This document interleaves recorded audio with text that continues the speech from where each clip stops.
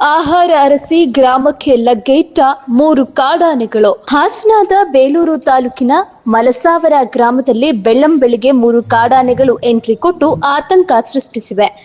ಗ್ರಾಮದೊಳಗೆ ಆಹಾರಕ್ಕಾಗಿ ಅಲೆದಾಡಿದ ಸಲಗಗಳು ರೈತರ ಜಮೀನುಗಳಿಗೆ ನುಗ್ಗಿ ಭತ್ತ, ಕಾಫಿ, ಬಾಳೆ, ಅಡಿಕೆ ಬೆಳೆಗಳಿಗೆ ಹಾನಿ ಉಂಟು ಮಾಡಿವೆ. ಮುಂಜಾನೆ ಹೊತ್ತಿನಲ್ಲಿ ಮನೆಗಳಿಂದ ಹೊರಬರಲು ಸ್ಥಳೀಯರು ಭಯಗೊಂಡಿದ್ದು, ಗ್ರಾಮದಲ್ಲಿ ಆತಂಕದ ವಾತಾವರಣ ನಿರ್ಮಾಣವಾಗಿದೆ.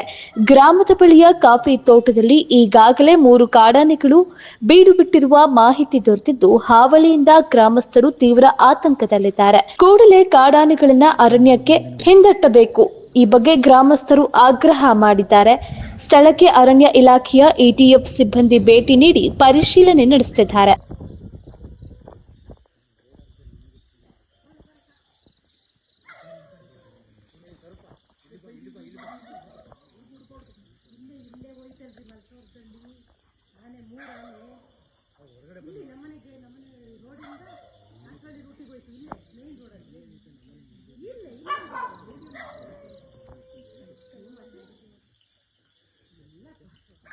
ಕಾಸರಳ್ಳಿಯವರಿಗೆ ಫೋನ್ ಮಾಡಿ, ಕಾಸರಳ್ಳಿಯವರಿಗೆ